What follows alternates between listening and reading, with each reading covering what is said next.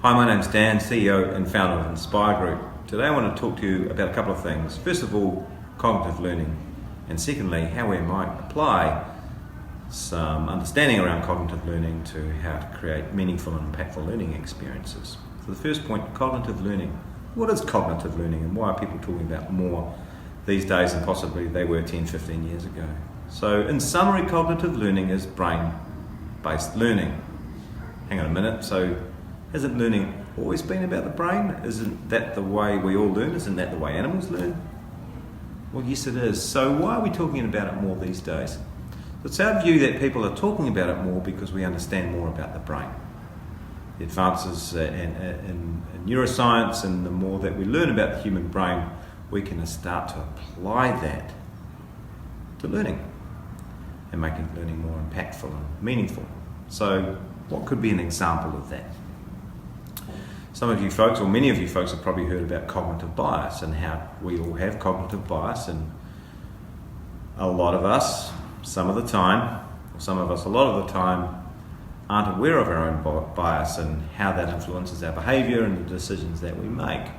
So, to overcome that, some smart people, I'm not sure, invented the implicit association test. So what that does is it makes us, and it assesses the strength that we make between associations. So it might be an association of around gender bias. So we might see an image of a female and we might decide whether she's a doctor or a nurse. Interesting. What that also does is it makes us make those associations very, very quickly to avoid us thinking too hard about the association we're actually making. So what that does is it seeks to uncover more of our unconscious bias, or the implicit bias if you like, than making decisions and making associations that we believe would be socially more acceptable to our peers.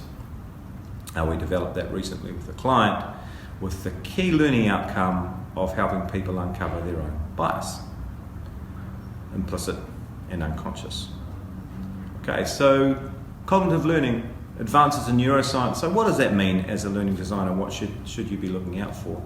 So it's our contention that you should be looking out for those articles, research papers, news feeds, newspaper articles on neuroscience, and then thinking about how do I connect my understanding of neuroscience and learning about the human brain and human behaviour to my learning design, because we believe that's where the goal is.